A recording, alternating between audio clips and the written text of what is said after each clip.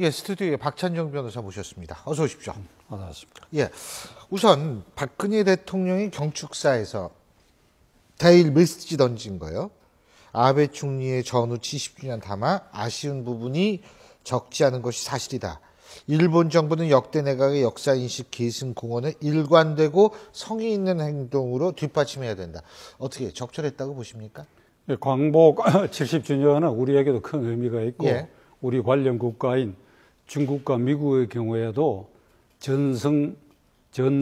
그렇죠. 축하는 뭐 각각 다른 나라 하더라도 그 일본의 경우에는 참담한 패배일이고 그래서 70주년의 의미를 사전에 이제 많이 부각을 시켰지요. 그래서 하늘과 땅과 사람을 울리는 어떤 메시지가 나오기를 뭐 그렇게 바라는 사람은 없지만 그래도 뭔가 좀 특별한 게 있지 않겠냐.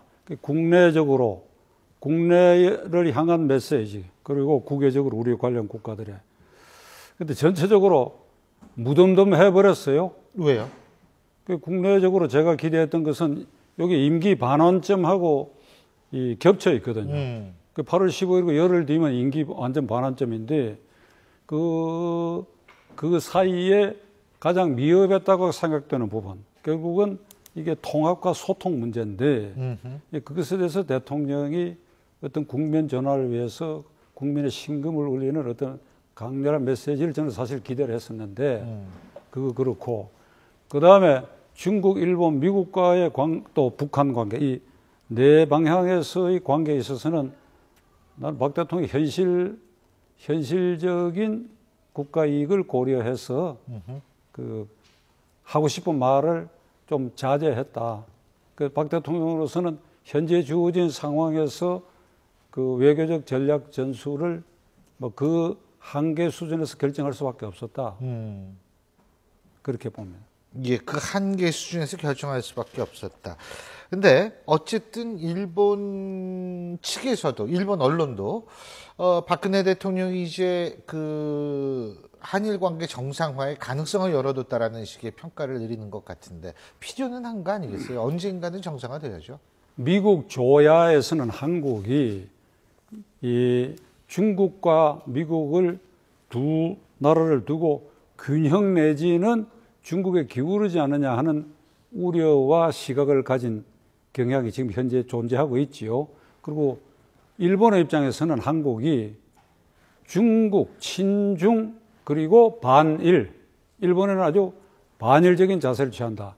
이런 게 깔려 있는데 이 박근혜 정부로서는 지금 어떤 그 핀치, 어떤 그 막다른 골목에 몰리는 듯한 그런 그 외교적으로 그런 어떤 위기를 느낄 수밖에 없는 것이 중국이 우리하고 반일을 위한 표면적인 보조를 취하는 것 같은데 실제로는 중일 정상회담이 거의 성숙돼 가는 단계로 가 있어서 중국도 과거사 문제와 현실적인 문제를 분리하는 경향에 있고 또 미국이 한국에 대해서 강력하게 한미 안보를 기본 틀로 한다면 한미일 협력 체제를 강화해야 될 거 아니냐 하는 남방상각이죠, 그게. 압박이 있고 그다음에 일본의 경우에는 우리가 아베 수상이야말로 식민지 침략 행위가 상대적 개념이고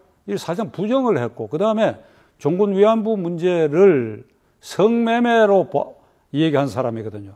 그러니까 이게 못 말릴 이웃을 두게 된 거예요. 그렇죠. 박 대통령으로서는.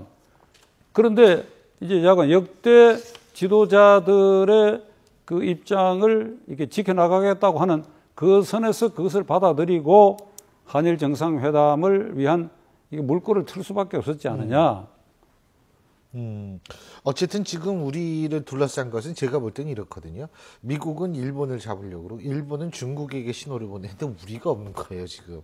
그렇기 때문에 우리가 나름대로 지금 뭔가를 좀 해야 되는 것 아닌가 이런 생각이 들고 그런 차원에서 중국 전승절 행사 그 뭐 가셔야 된다고 예전에 말씀하셨습니다만 10월에 방미 11월에 한중일 정상회담의 가능성 이런 게 나오고 있는데 근데 결국은 북일 정상회담의 가능성은 어떻게 보십니까? 그것에 따라서 또 이런 여러 가지 일정이 좀 변화될 수밖에 없을 거라고 보는데. 북일 정상회담? 일본이 우리 YTN에서 가능성을 보도한 거죠. 가능성은 건 일본이 아니고 외교부도 주시하고 있다라는 언급은 했으니까. 일본이 그 점에 있어서는 북일 정상회담 하는 걸 중국이나 미국이 방해하거나 말릴 이유가 없지요. 예. 그래서 우리 뒤통수를 칠 가능성이 전혀 없지 않다고 볼 수 없지요. 예. 그러니까 그런 점까지도 고려하고 우리가 대북 문제는 이번에 문재인 대표가 어제 그 기자회견에서 발표한 2+2 회담, 남북, 북미, 그 2+2 회담하고 그다음에 5.24 조치 해제를 전향적으로 검토하는 이런 제안을 했는데 이 새누리당에서 대변인을 시켜가지고 일고의 가치가 없다 잃어버리더라고. 이거 대단히 잘못된 태도예요. 저는 문재인 대표 그 제안에 대해서 아이디어 차원에서도 면밀히 검토해 볼 여지가 있는 것이다. 그러니까 박 대통령과 여당의 입장에서는 우리가 할 수 있는 걸 왜 당신들이 먼저 하느냐 이런 입장에 서 있질 말고 오히려 지금쯤 박 대통령이 문재인 대표와 야당 지도자들을 청와대 초청해가지고 이런 외교 안보 문제에 대해서 허심탄회하게 얘기를 하는 것. 거기는 물론 새누리당의 대표 등도 참가시키거든. 그러니까 개별 또는 다자회담을 여야 간에 그걸 박 대통령이 주재할 필요가 있어요. 우선 국내부터 소통과 화합을 해야 될 거 아닙니까? 그렇게 해서 박 대통령이 생각하는 바를 야당으로부터 협력을 구할 수 있는 계기로서 나는 문재인 대표의 어제 기자회견 그것을 그런 점에서 긍정적으로 받아들여라 이거죠. 그런데요. 중요한 것은 뭐냐면 정치를 오래 하셨으니까 정치에서 타이밍이 얼마나 중요한지 누구보다도 잘 아실 거 아닙니까?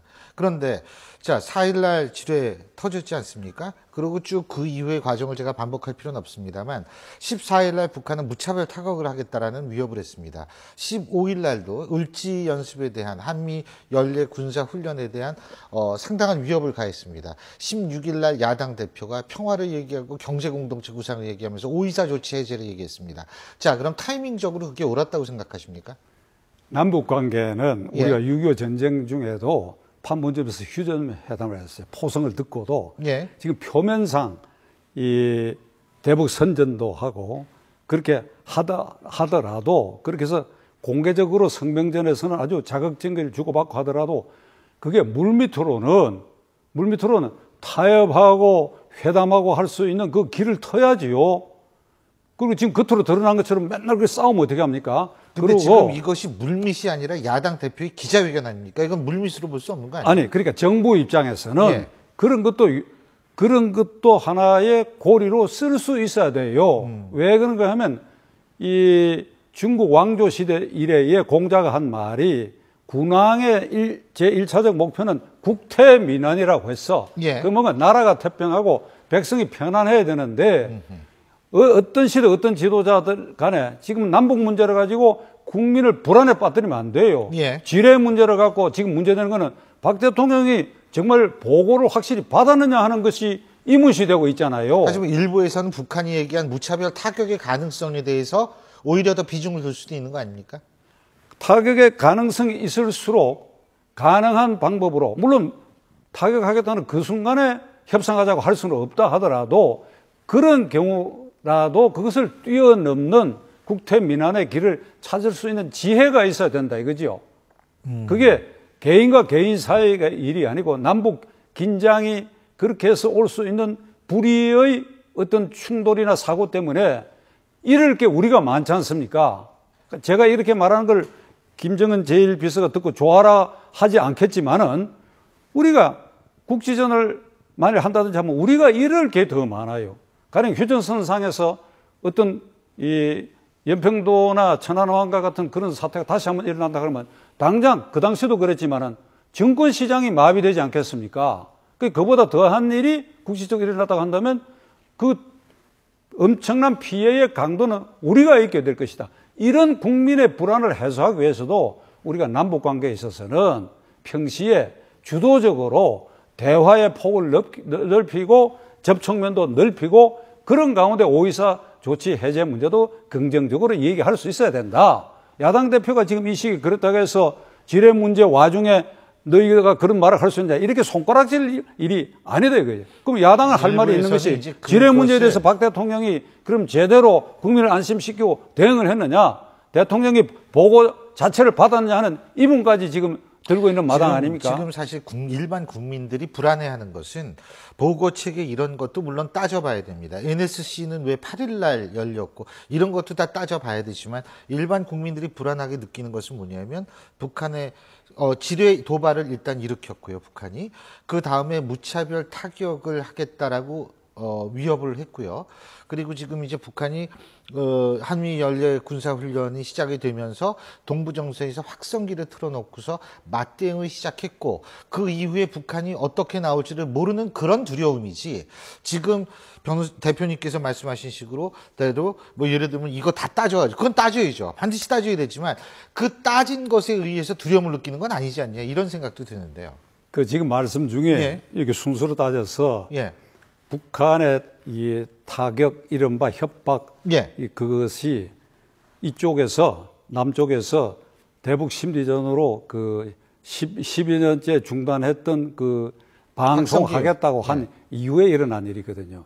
그러면 지뢰 사태에 대해서는 비대칭적으로 우리가 충분히 응징을 해야 돼요. 그 응징하는 것을 세계 만방에 고하고 응징해야 됩니까? 특공대는 왜 있습니까? 그 저쪽에서 섬찟할 정도로 이것에 대해서 확실한 응징과 보복이 있구나 하는 걸 느낄 정도로 비대칭적으로 해야 돼요. 그러질 않고 눈에 보이는 걸 방송을 하겠다라든지 이것은 내가 보기에 하지하책이라고 생각합니다. 그 북한 지도부가 남한 지도부의 깡단 있는 응징 보복에 대해서 이렇게도 할 수 있구나 하는 정말 겁을 한번 먹여야 돼요. 그 방법은 방송이 나는 아니라고 생각합니다. 방송 부차적이고 또 심리전을 왜 풍선을 띄워갖고 저 사람들 자극합니까? 그거 없이 귀신도 모르게 국가정보원이 왜 존재합니까? 돈을 더 들여서라도 더 효과적으로 국민이 불안하지 않은 방법을 할 방법이 얼마든지 있을 텐데. 예. 시간 관계상 오늘 말씀 여기서 드리겠습니다. 고맙습니다. 예. 예.